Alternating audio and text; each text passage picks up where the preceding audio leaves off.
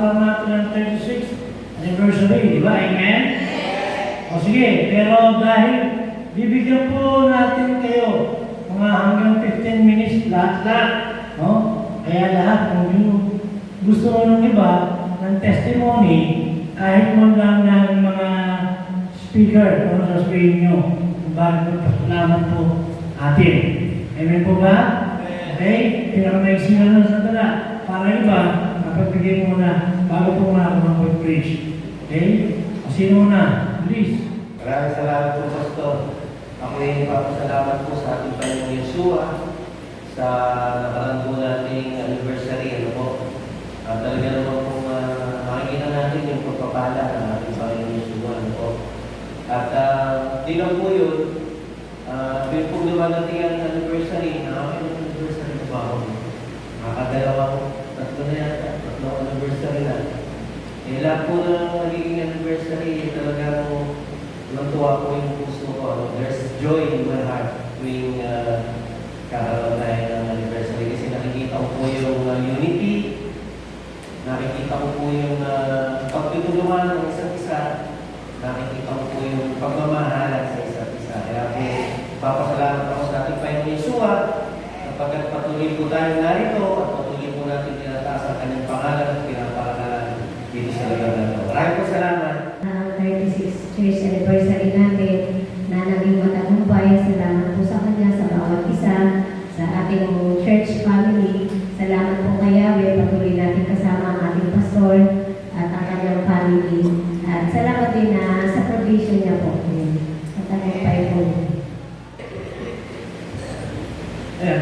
Salamat po dito last anniversary ko. Isa lang po nga kasi bro, kaya ko yung aking damit. Hindi ko kasi masyadong nabigyan ng attention yung kulay kaya naman dito ako parang medyo parang nakakahiya rin. Parang mabago kasi kaya lang, hindi ako susunod. Pero hindi ko na talaga ito bigyan ng attention. So salamat po sa ating 36th anniversary. 36. Kung hindi po ako magkakamali, yung last 20 years na anniversary ko ng complete circle, nandun na po kami. Amen. Kasi kung maalala ko, hindi po ilang taon na si Ken. 18 years. Yun, bago ko pinanganak si Ken, dati ko na kami. After 1 year, lumabas si Ken. Parang ganun po, pagkakatanda ako. So salamat po sa Panginoon at kami po ay napabilan. Ang inalulukot ko lang, yung isang ulo, parang kulang pa sa bunga. Yung mga naupasin sa, pero sana, magbunga. Salamat po sa 36th anniversary at sa akin, yun po ay successful naman. Salamat po sa lahat ng dumalo, sa ating lahat, po sa ating mga bisita. Ayun po. Salamat din po na yung mga naiwan gawain ng pastor ay pinagkagawa natin sa atin. Salamat po sa Diyos po lahat ang papuri ang lahat po na ito. Yan po. Salamat po. Sana po yung mga biyahe ng pastor sa Amerika ay bigla sila ito ni Yahweh. So yun. Hindi po namin sila sa kanilang pagbabalik. Salamat po. Nagpupulit nagpapasalamat sa Panginoon at ako sa kabila ng mga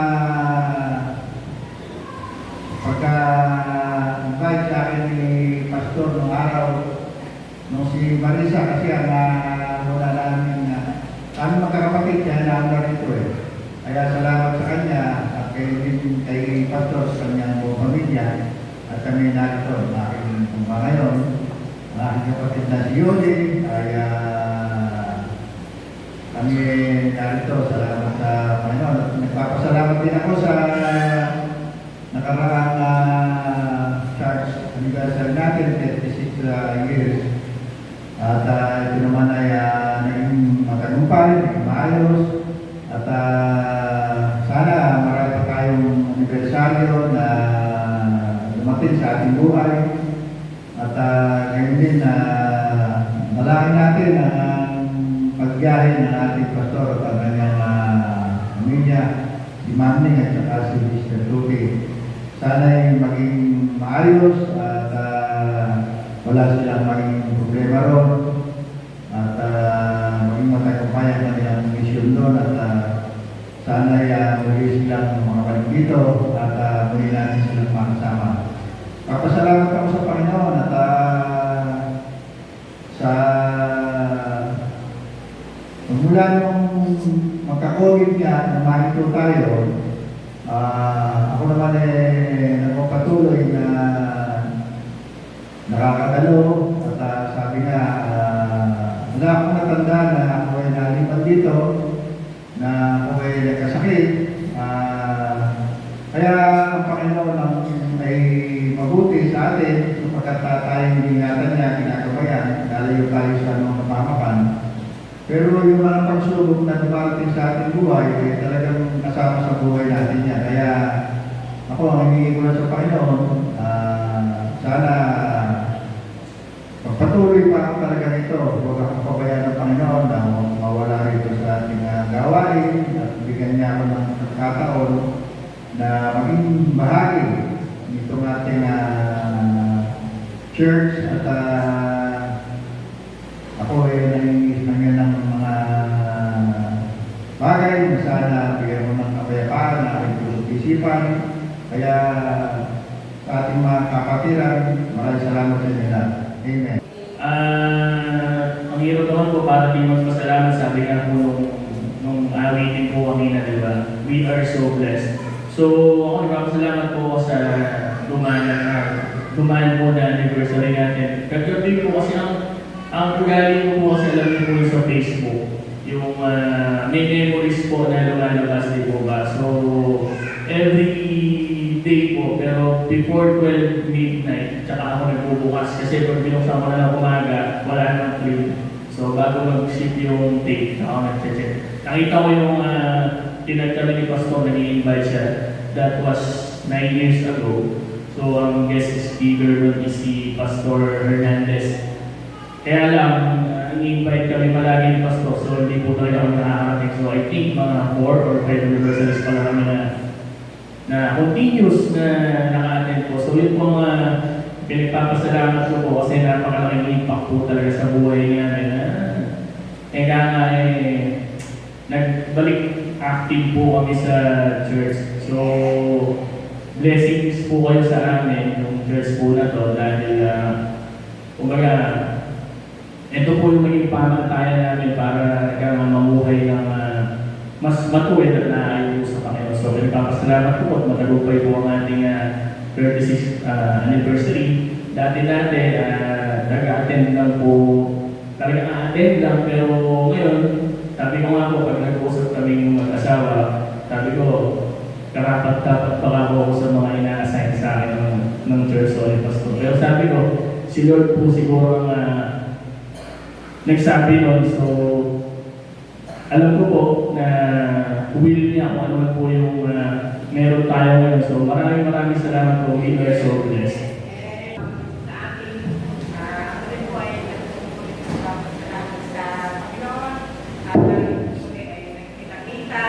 Salamat din po sa Panginoon sa naging matagumpay po natin anniversary sa bawat isa, kinamang, pastor, kasi siyempre sila po na natin na dapat pasalamatan kasi sila po ang ating leader po dito. Salamat po sa bawat isa sa unity at naging maayos naman po naging successful po. Salamat din po sa Panginoon. Ako po may mga ako na. Sila na po ako po, pero salamat po sa Panginoon. Ako po ay narinig ko pa. Nabot po muli yung 36 years anniversary. Kasi po ako February 3, 1989. Salamat din po sa Panginoon. At muli, mga po ang observation na nagdabot po ng 39 years old na kanya pong katawan. Kahapon na salamat po sa Panginoon at maging sa mga pagsubok na dumarating sa bawat isa sa atin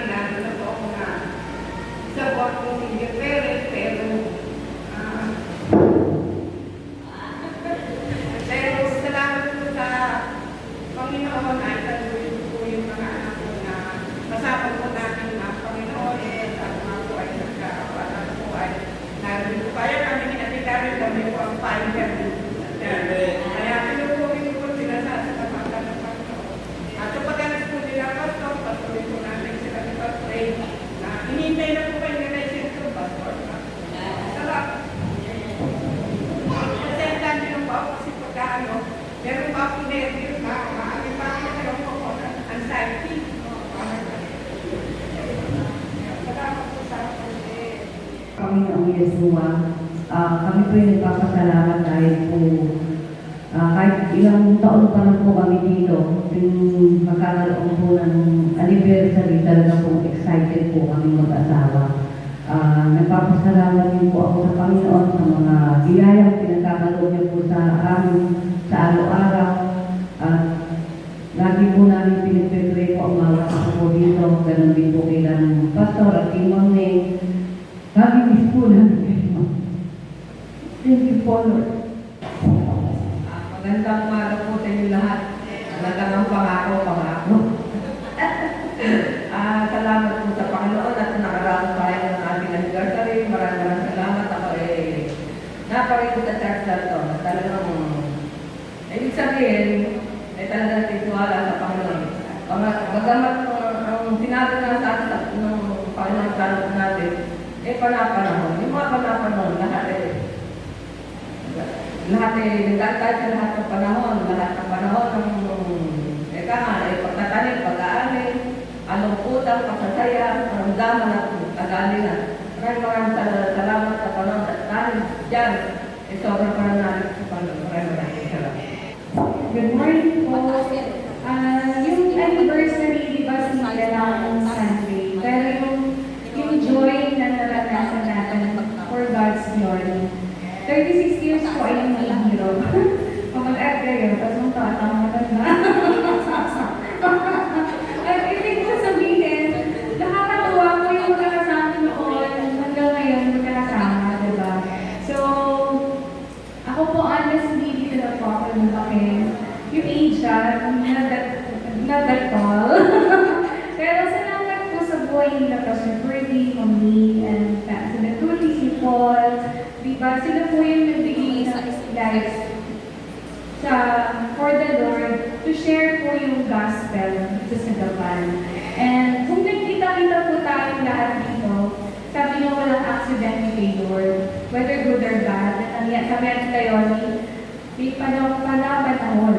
So, dumating yung time ni Pastor na nagkaroon siya ng health issues, pero still, napatunayan po din natin yung faith natin Hindi tayo, sabi niya, hindi tayo mamastor.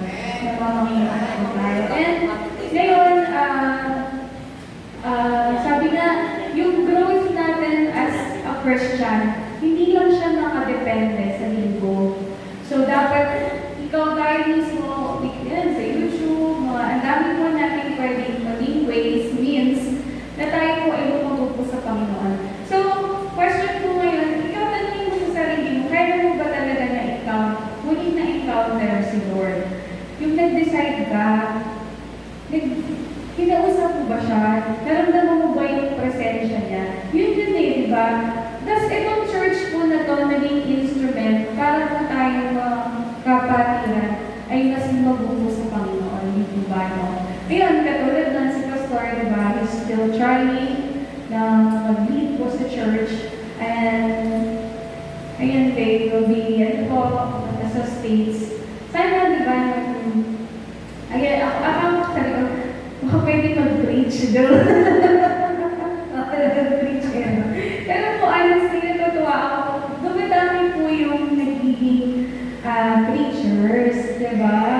Na, yung, di ba, lahat talaga may dahilan si Lord Nangyari kay Pastor Ferdy po iyon. Yung pala, parang push po yung mga men dito sa church for them to preach the gospel, di ba? Iba-iba sila ng way pero yung above all, it's all about Yahweh. So, marami pong salamat din po sa inanay kasi siya po yung unang nakapunta sa church. And ako rin po honestly, imangin sa pagtuturo sa piano, siya po yung nagtulong sa akin. Wala kayo naman yung prep kami, siya yung first teacher po namin na talagang pinagtsagaan po kami. Mami, mamimiss ka namin. 3 months lang yun, bilis lang yun. So, sana po palain po ni Lord yung travel niya. And si Tuti, sana healthy, kaya mo yung sis. So, ito, salamat sa Panginoon sa biyaya na sa church po natin. Happy anniversary po ulit. Paano ako sana? Kung may napakadakilan pa, kung ilang tayong dakilang katapatan, sabi ko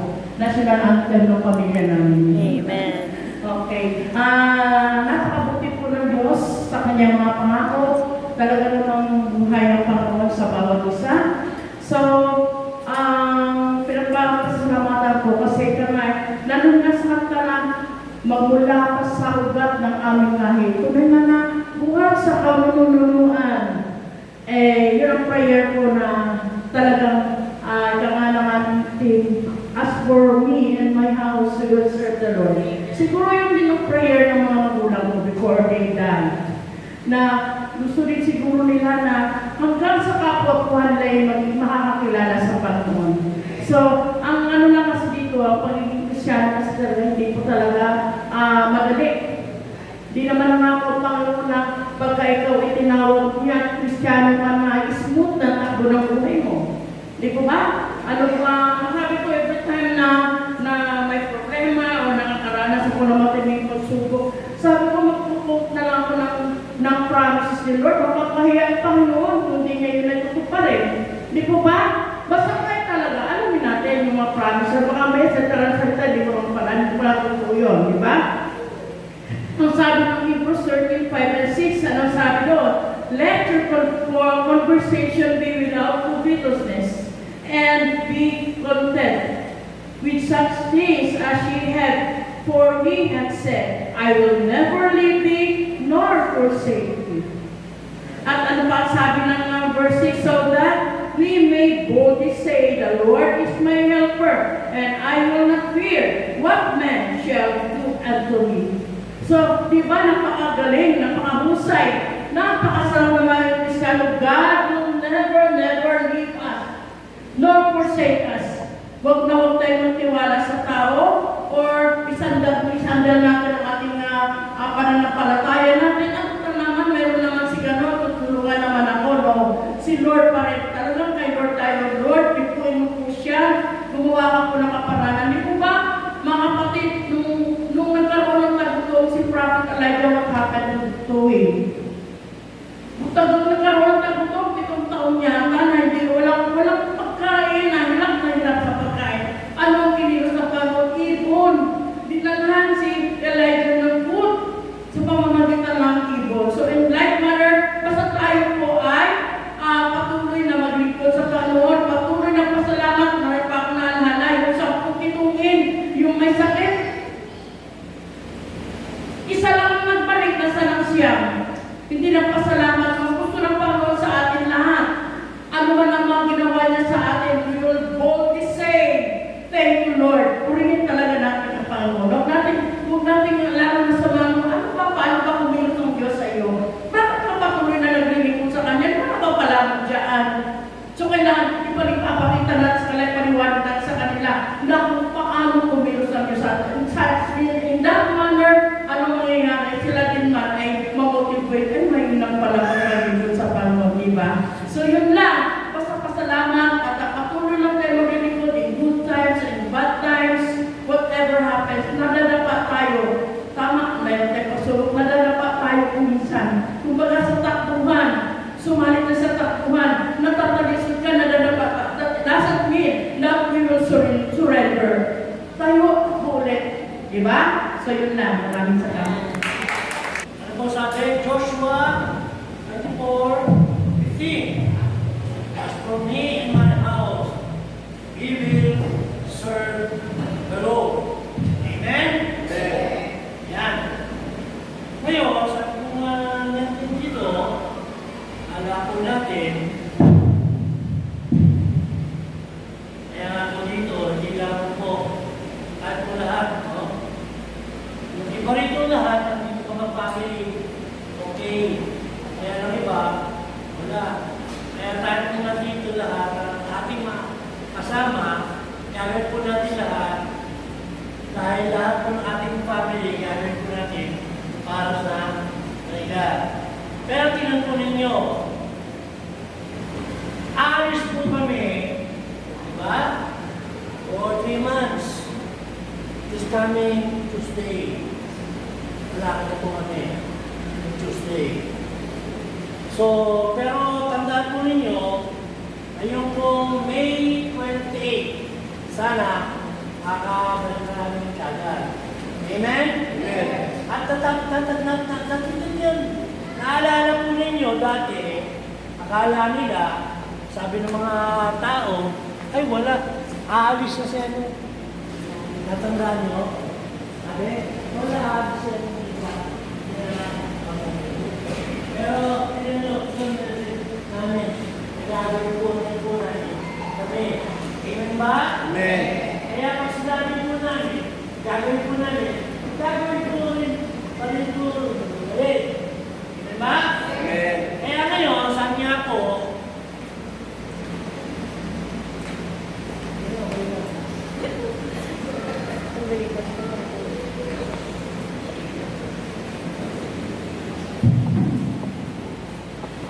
no, pasensya po ninyo. Pasensya. Hello. Hello. Sorry po, pero pasensya po kayo. Kasi po, pupunta po kami sa USA. At lahat po na pupuntahan namin ng mga pastor, pupuntahan namin ngayon. Ngayon, makinig po ninyo, sabi nga po rito, ay pong pakinggan para magagawa po namin. Sana po nyo ay inyong isipin. Kaya panig po sa po nga po, the church, the Great Shepherd Baptist Church and Ministries. Tayo po lahat ng mga family. Amen ba? Amen. Okay, sa po rito, panig po kayo, naalala po ninyo, sa po rito, it is such a blessing to the back here in the U.S. Again, and see all of you. It has been 7 years since we were last year, back in 2017. I was also accompanied by my wife, Rose, and our daughter, Ruth. I am blessed to have them here again with me. Amen. Through this time, things have changed greatly. The last time we were here, I did most of the planning, navigating, and driving, among other things. Now I rely heavily on the both of them, especially Rose.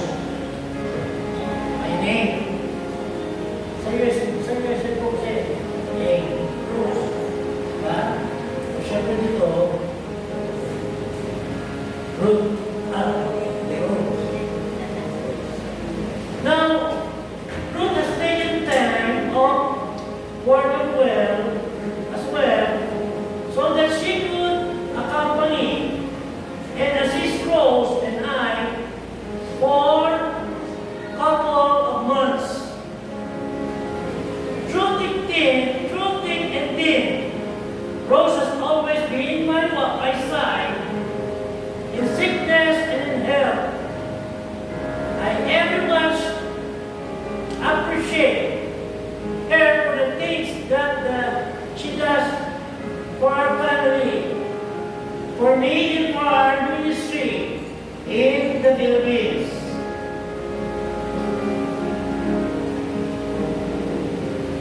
As you may have noticed,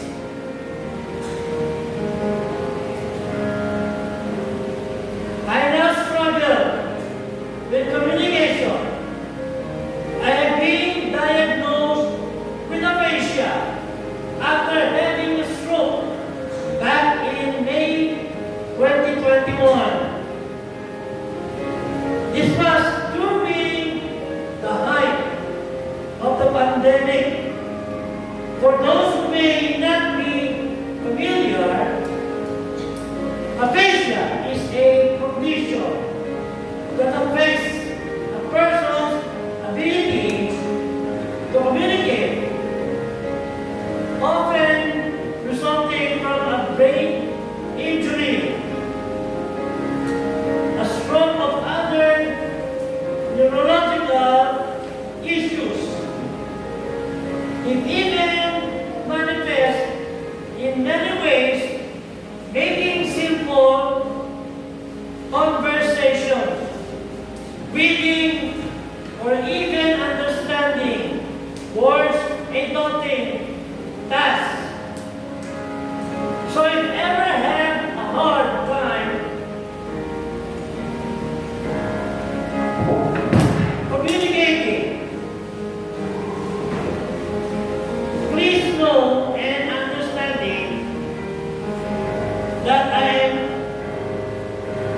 trying my best. Besides aphasia, I also had congestive heart failure, which had been an issue of mine even before. Remember our last trip here in the States, where I said my heart was at 30% capacity.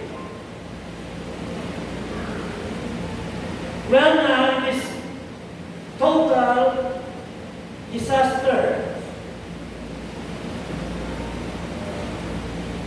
It truly, I only by the grace of Yahweh that I am still standing here today with you, that even in my disabilities, I continue and strive, serve the Lord.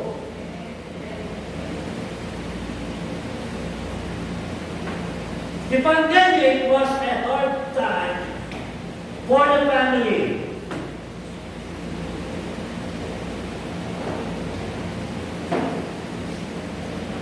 We went through so much after having my stroke in 2021.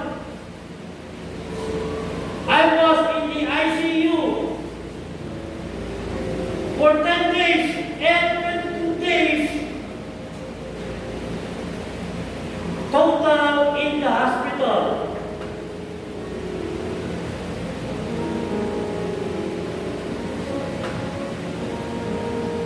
My son Paul took care of mine, while Rose took care of Roots and my daughter-in-law Elaine. Since Ruth and Elaine tested positive for COVID, when I was still in the ICU, some things were just out of our control. We are so thankful that despite everything, the Lord has always supplied our needs.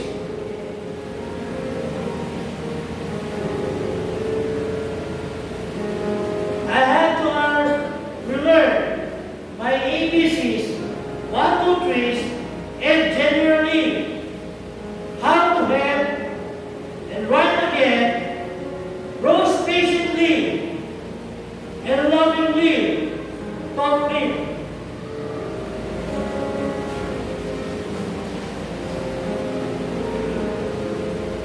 Back in May of 2020, Rose's stroke as well.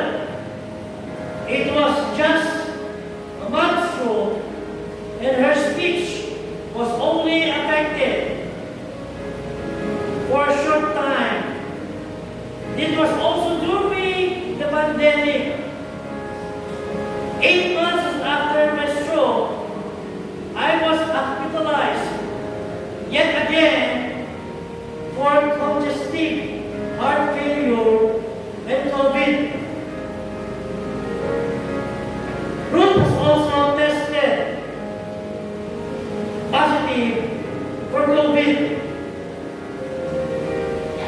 I was in the hospital while Ruth stayed isolated in our home. But wait, there's more.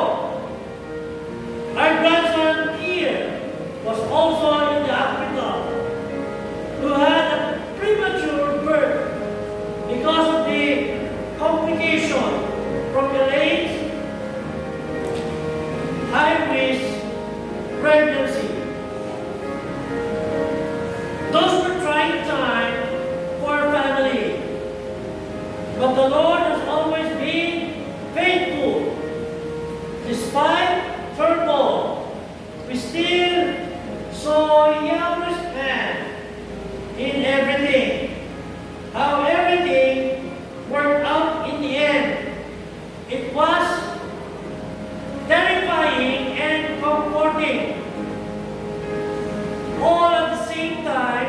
knowing that the only hope that we have is the Lord. Every day is a struggle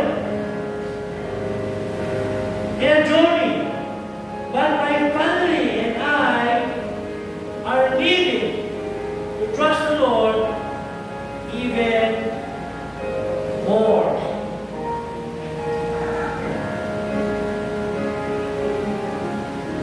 So in 2 Corinthians chapter 12, verses 8 to 10,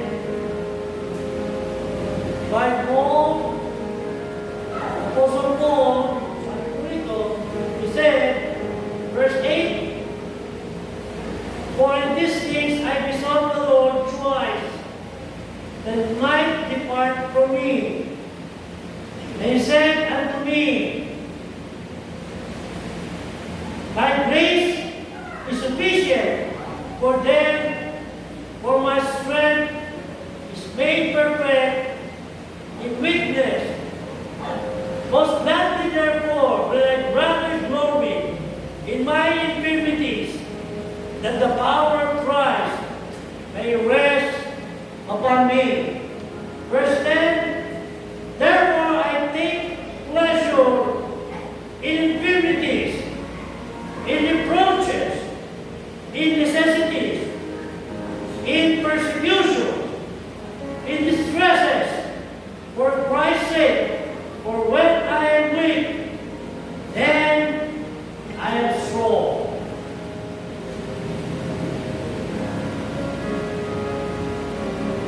During the trying times we went through, I felt and appreciated the power of prayer and support.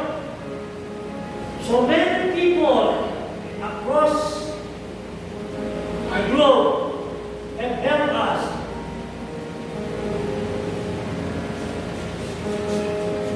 Be it in prayers, physically, financially, and emotionally. We are so thankful for each and everyone who has been a part of my recovery.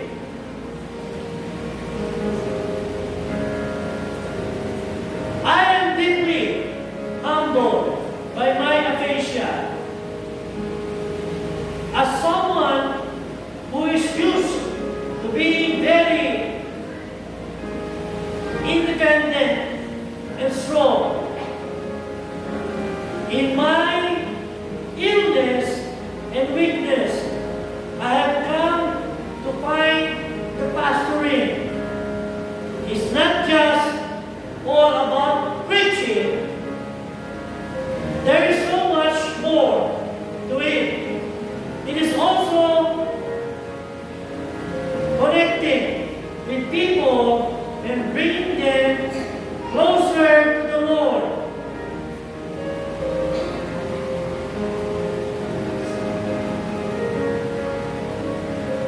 I have learned the truth. No man is indispensable in the Lord's work, which means that He will raise up someone else to accomplish His purpose.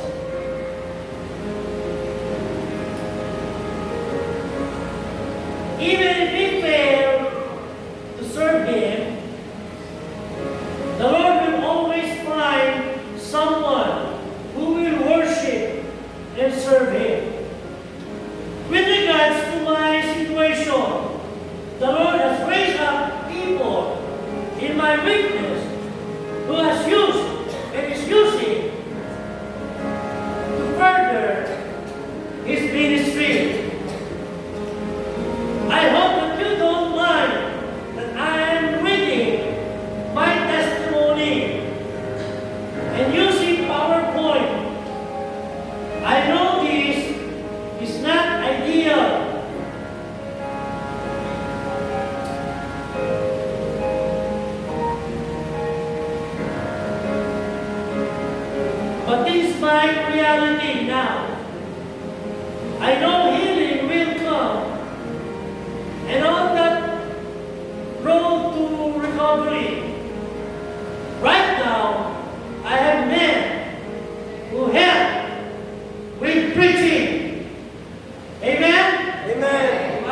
preaching ng ating mga men.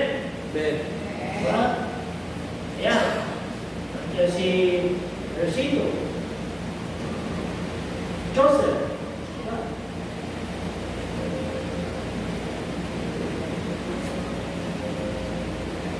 Brother Rodin. Diba?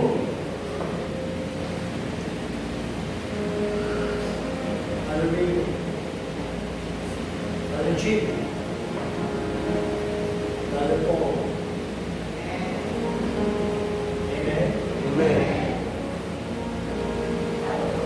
Kaya sana, yung ibang mga men, makakagawin para matutulong tulad. Sana pagbalik ko, kaya ka lang mag-preach. Amen.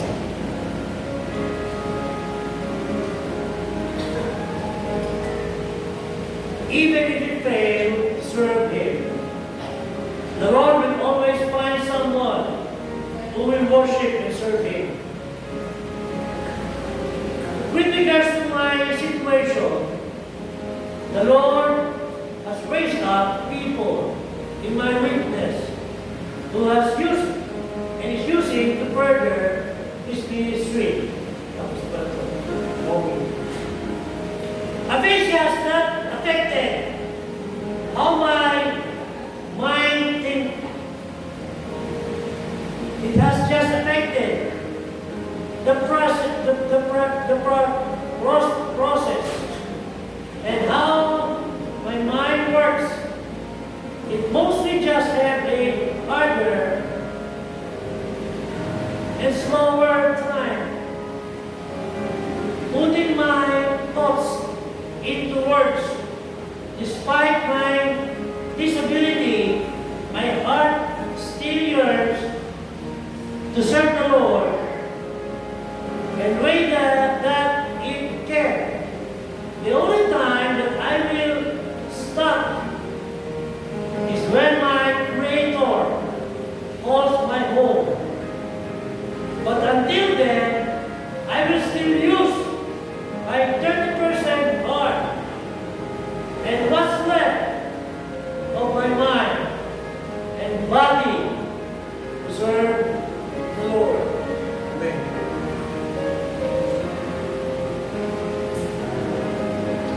Our church has been very understanding and caring despite my situation. They have stayed with us. Some of my members, even voluntarily, have taken up more responsibilities within our programs. Again, we truly are indispensable in the work of the Lord. He will always raise someone as for the furtherance of His glory. It's time that we share to you our prayer requests. Okay? Let's remember this. Siyempre, dinadagdagan ko para maintindihan ninyo. Tama po ba? Amen? Amen. Amen po ba? Amen! Good. Sabi nga eh. Sabi nga natin. Gagawa na lang po natin.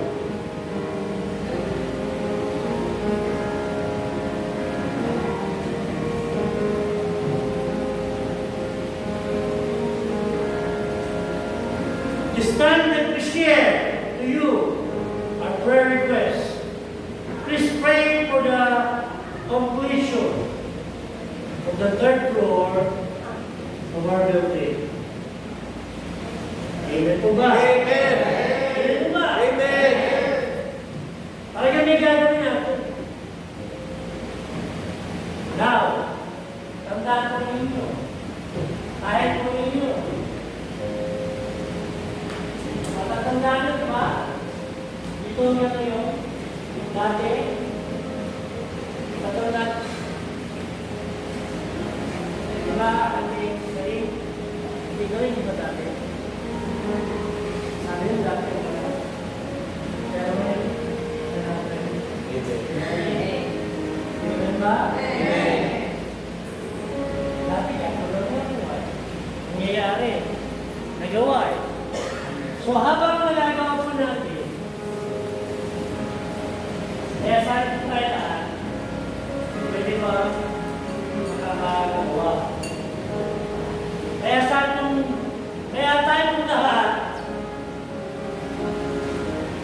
ginagawa po natin. Okay?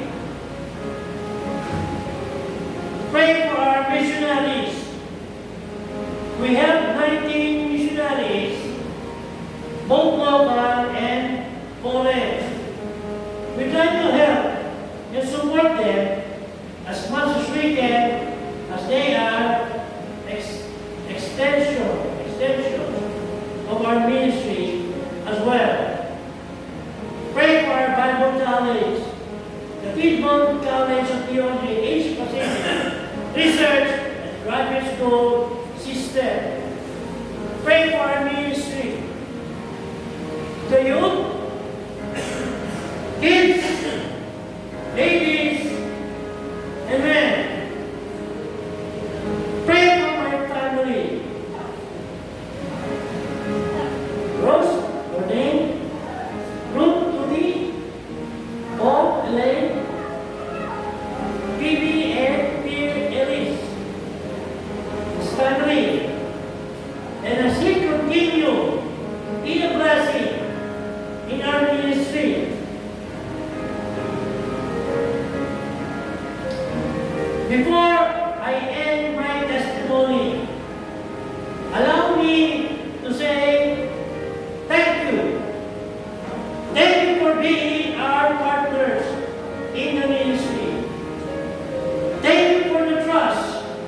Despite being miles apart, we have felt your love and support. Thank you, church, Great Shepherd Baptist Church and Ministry. Amen? Amen. To Yahweh and be the glory. Maraming salamat. Amen. Kaya sana po tayo lahat. No? Bago po ngayon umalis tayo, magpa-picture mo tayo buong family. Mamaya. Okay? Mamaya bago umalis. Sige po.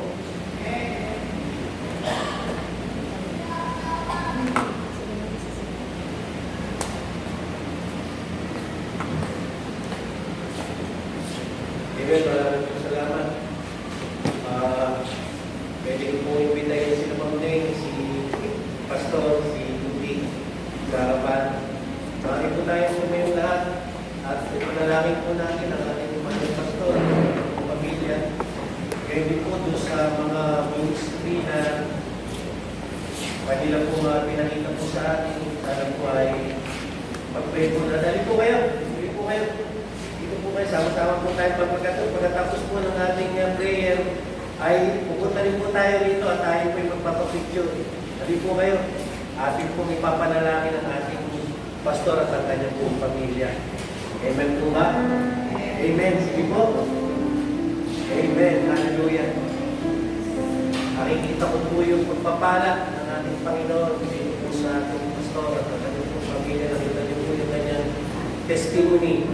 Ito po, talaga pong ang Panginoon po ang lahat ng makakahanap sa natin. Tayo po ay umupo. Taas po natin ang ating kamay. Panalangin po natin ang ating pastor at ang kanyang buong pamilya. Ama namin Yahweh, kapangyarihan sa lahat. Maraming salamat po Panginoon sa buhay ng aming pastor, Pastor Senti, at ang kanyang buong pamilya sa Pamudeng, Sister Ruth, Attorney Paul, at ang kanyang mga ako at kanyang manugang. Maraming salamat po sa pinagkaloob po sa kanilang pagnanasa Panginoon. Na patuloy kayong paglingkuran. Marami po silang nangyari sa kanilang mga buhay Panginoon. Mga pagkakataon Panginoon na ngayon lamang nangyari sa buhay ng Panginoon. Ngunit narito po sila, patuloy po naglilingkod sa inyo. Patuloy po ginagawa ang lahat ng kanilang makakaya para po sa ikalalan mo, itatataas ng iyong pangalan dito sa lugar na ito, Panginoon. Nawa po, Panginoon, patuloy mo po silang gabayan, patuloy mo po silang ingatan, patuloy mo po silang pagpalain, Panginoon. Gawin mo po silang espesyal sa lugar na ito, Panginoon. Kapagkat sila po ay iyong mga lingkod. Lahat po ng kanilang mga pangangailangan,